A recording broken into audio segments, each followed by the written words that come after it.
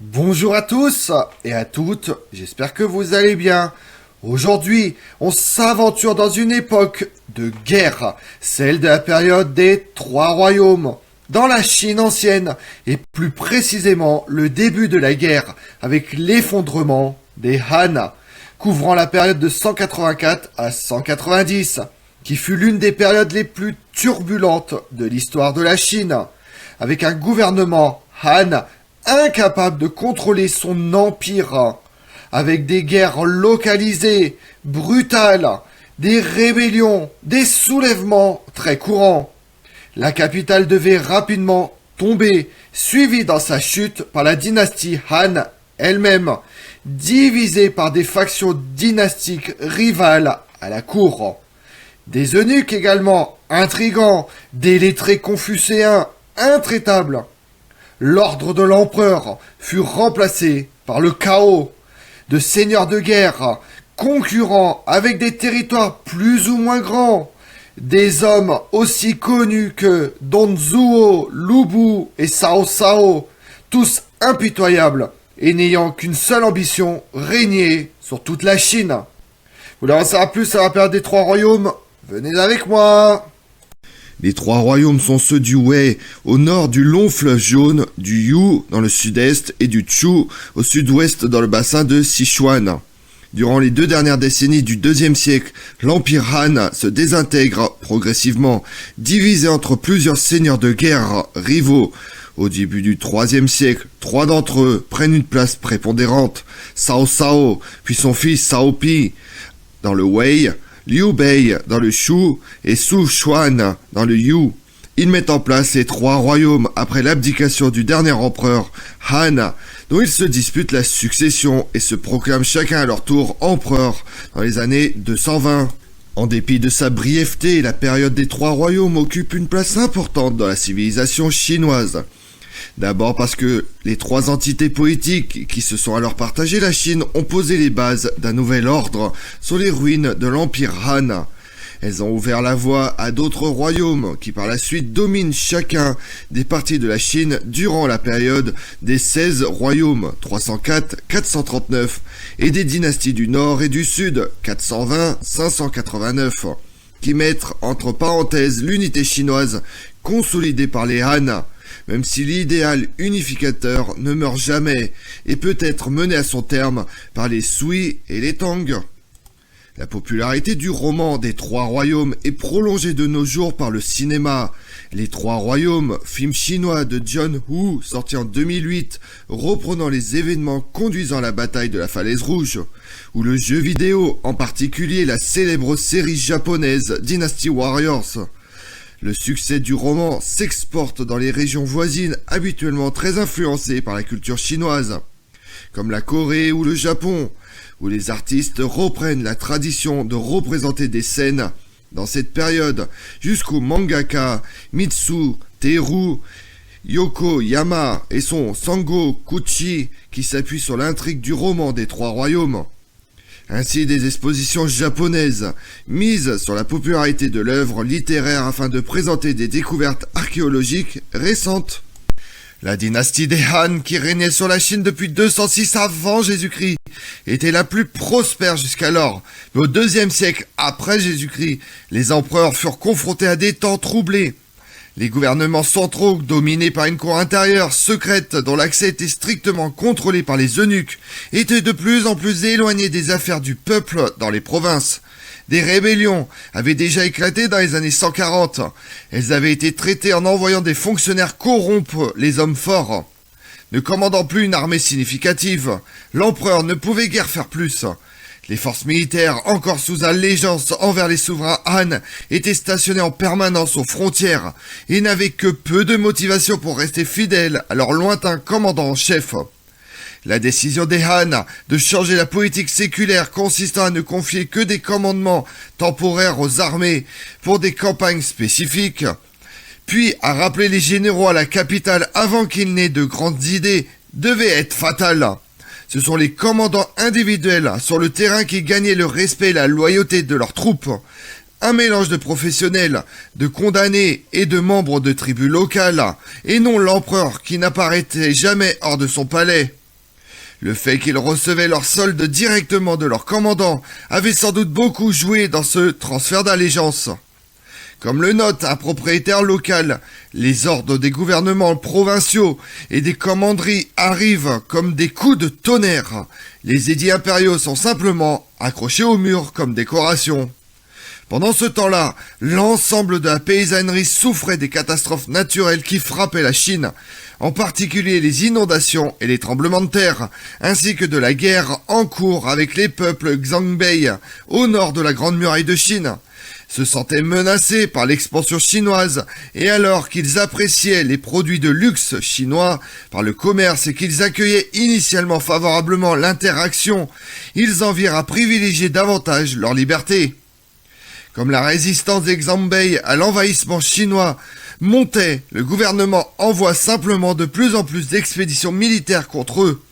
Cette politique contribue grandement à saper l'autorité impériale, car les gains furent faibles par rapport à l'importance des pertes. Peu de choses furent ou purent être faites pour améliorer la vie des paysans, car les coffres de l'État étaient vides par ces guerres infructueuses contre les Xianbei. En 177, l'armée chinoise tombe dans une embuscade dans les steppes du Nord, qui furent si réussies que les 3/4 des hommes n'en reviennent pas. En outre, le fait que l'impôt soit évité ou détourné par des fonctionnaires corrompus complique encore plus la vie de la paysannerie. Les gouverneurs régionaux doivent trouver de leur propre façon comment lever des revenus. Aucune politique directrice n'est transmise par la capitale. Les habitants locaux n'avaient qu'une seule ligne de conduite, s'armer le mieux possible pour se défendre. Les propriétaires terriens, qui en avaient les moyens, organisent leurs propres armées privées, recrutées parmi les locaux. Ceux qui ne pouvaient pas compter sur un riche bienfaiteur fuyaient vers les collines, ce qui entraînait des migrations à grande échelle, avec l'instabilité qui va de soi. Parfois, des villages entiers se déplaçaient vers des terres plus élevées, où ils s'entouraient de fortifications. La Chine plonge de plus en plus dans le chaos. Au cours des 2 dernières décennies du IIe siècle, le déclin inexorable des Han et le mécontentement des provinces échappent à tout contrôle, avec l'une des rébellions les plus graves et les plus longues jamais observées par des dirigeants chinois et des bureaucrates locaux. La rébellion des turbans jaunes éclate en 184 sous la direction du charismatique taoïste mystique Zhang Jiao, faisant des ravages dans le pays. Mouvement religieux populaire, le culte des turbans jaunes était étroitement associé au taoïsme.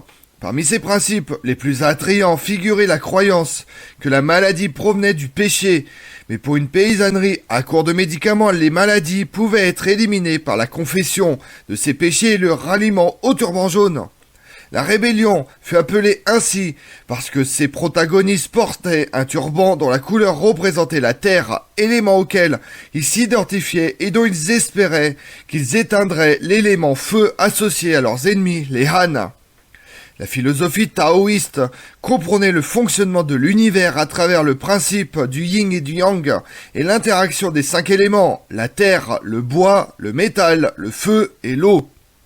Au-dessus des 5 éléments se trouvait Tian, le ciel, représenté par la couleur bleue.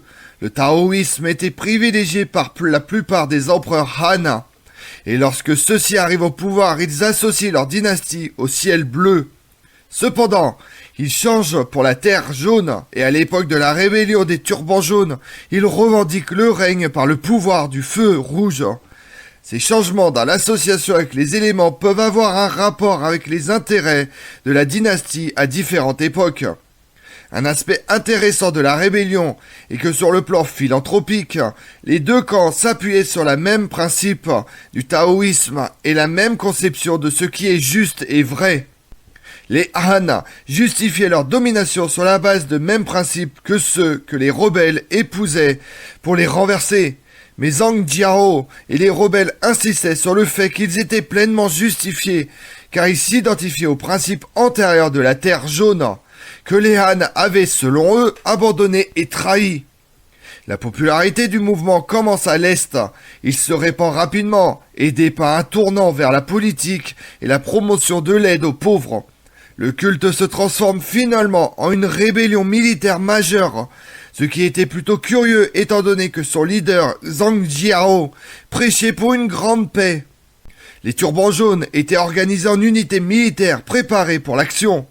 Les bureaux de gouvernement locaux furent pris pour cible et détruits par les rebelles à travers toute la Chine.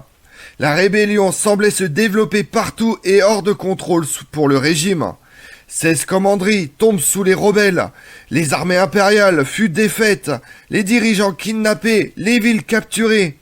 L'ensemble du pays fut alors divisé par des rebelles, des seigneurs de guerre ou des gouverneurs locaux encore fidèles aux Han. La confusion, les guerres constantes, les privations du peuple chinois furent résumées dans un poème attribué au seigneur de guerre Cao Cao, qui, comme pour beaucoup de dirigeants de l'époque, avait un bon talent littéraire. Mon armure a été portée si longtemps que les poux y prolifèrent. Des milliers de familles ont péri. Des os blancs sont exposés dans les champs. Penser à cela me déchire les entrailles.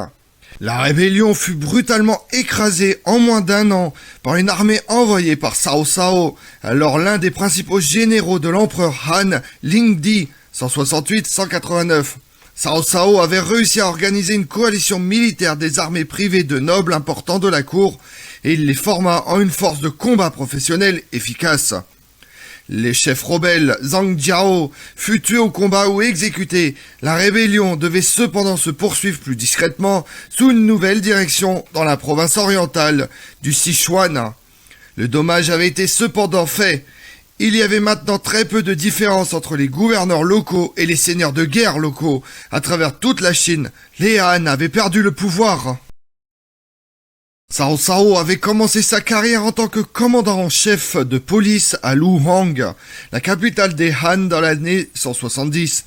Il se forge très tôt une réputation de défenseur de la loi et ne craignait pas de défier les riches et les puissants.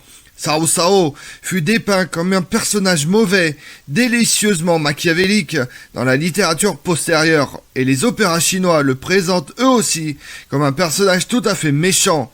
Les acteurs qui interprètent le seigneur de la guerre portent généralement un masque blanc hargneux avec de sombres sourcils, témoignant de sa réputation douteuse. Son nom est perpétué dans l'expression chinoise « parler de Cao Cao » et il apparaît, qui équivaut à peu près à « quand on parle du loup, on en voit le bout de la queue ». Il y avait cependant beaucoup d'autres chefs militaires à côté de Cao Cao, car une conséquence de la rébellion des turbans jaunes fut que plusieurs seigneurs de la guerre furent soutenus par l'empereur pour lever leurs propres armées et s'occuper des turbans jaunes dans leurs régions spécifiques.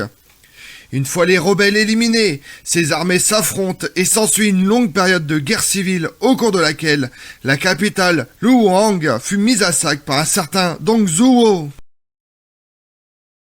Dong Zhuo était un général de frontière devenu seigneur de guerre. Basé dans le nord-ouest de la Chine, il eut une longue carrière militaire gravissant les échelons depuis son point de départ comme membre de la garde impériale. L'unité de Dong Zhuo était le corps d'élite. Les membres étaient composés de fils et de petits-fils ayant perdu leurs parents au combat. Dong Zhuo était exactement le type de général Han stationné en permanence aux frontières et livré à lui-même. Il fut rappelé à la cour en 189, mais refusa au motif que ces hommes avaient non seulement besoin de lui, mais qu'ils avaient aussi rangé de force son attelage et ne le laisseraient pas partir. Il était pleinement conscient de leur loyauté envers lui. Comme il le disait, l'extrait d'une lettre à la cour. Mes soldats, grands et petits, sont devenus familiers avec moi depuis longtemps, chérissant ma constante générosité. Ils donneront leur vie pour moi. En 189, profitant du chaos, répondant à l'appel à l'aide du grand général He Jin, demi-frère de l'impératrice douairière, Dong Zhuo se déplace jusqu'à au moins 110 km de la capitale impériale. À la cour impériale, des officiers de haut rang et des chefs militaires fatigués de l'incompétence du gouvernement et de la domination des eunuques furent contraints d'agir lorsque Han Jin fut assassiné au palais. Ainsi, ils conspirent pour assassiner les 2000 eunuques qui tiraient les ficelles du pouvoir. Les auteurs du coup d'État commirent ensuite l'erreur d'inviter Dong Zhuo dans la ville, qui comptait alors environ 500 000 habitants. Le seigneur de guerre décide de brûler les bâtiments en bois de la capitale, y compris la bibliothèque et les archives d'État, enlevant le jeune empereur Shaodi. Mais Dong Zhuo était cependant loin de sa base à l'ouest et il se retira à Shanghai, entraînant l'empereur. L'ancienne capitale Han, entourée de montagnes, était un quartier général beaucoup plus facile à défendre. Dong Zhuo, quant à lui, profite de son succès. Si l'on en croit les sources postérieures, Dong Zhuo est entré dans l'histoire comme un despote fou, comme le relève ce passage souvent cité du roman des Trois Royaumes. Un jour, Dong Zhuo organise un grand festin pour tous ceux qui s'étaient rassemblés pour assister à son départ. Pendant qu'il se déroulait, arrivait un grand nombre de rebelles du Nord qui s'étaient volontairement rendus. Le tyran les fait amener devant lui pendant qu'il était à table et leur infligea des cruautés gratuites. Un eut les mains coupées, un autre les pieds, un autre eut les mains arrachées, un autre encore perdit sa langue, certains furent bouillis jusqu'à la mort. Des cris d'agonie s'élèvent jusqu'au ciel, et les courtisans s'évanouissent de terreur. Mais l'auteur de cette horreur mangeait, buvait, bavardait et souriait comme si rien n'était. La destruction de Luo Wang fut un autre coup dur pour la dynastie Han déjà en voie d'effondrement. Des hommes comme Cao Cao et Dong Zhuo devaient continuer à combattre pour le contrôle de la Chine et le droit de contrôler l'empereur devenu une simple marionnette qui restait si nécessaire pour quiconque souhaitait revendiquer un droit légitime à gouverner.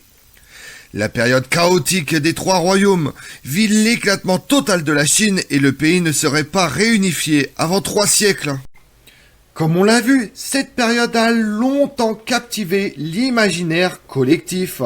À partir de la dynastie Sung, 960-1279, puis atteignant un pic d'intérêt avec le roman historique Les Trois Royaumes, écrit sous la dynastie Ming au XIVe et XVe siècle. Attribué par certains à Luo Gongzong, cette version romancée et très brodée des événements donne naissance à des héros culturels fameux et parfois même à des figures cultes comme Liu Bei, chef confucéen de l'état de Chu, et son général Guan Yu, divinisé en dieu de la guerre, Guan Di, ainsi que Su Quan, fondateur des Yu de l'Est. Le roman couvre la fondation et l'histoire de la Chine, mais surtout l'histoire des Trois Royaumes, de 168 à 280. Il demeure extrêmement populaire aujourd'hui, inspirant films, pièces de théâtre, littérature et surtout jeux vidéo, avec la célèbre dynastie Warriors, la série de jeux de combat. Je vous remercie d'avoir suivi cette vidéo en ma compagnie. Si vous voulez connaître mes autres vidéos, retrouvez-moi sur ma chaîne YouTube Tout sur l'Histoire avec Damien, mais également sur les réseaux sociaux, Twitter et Instagram, Histoire Damien. Et pensez à liker, commenter et vous abonner. Je vous remercie à tous.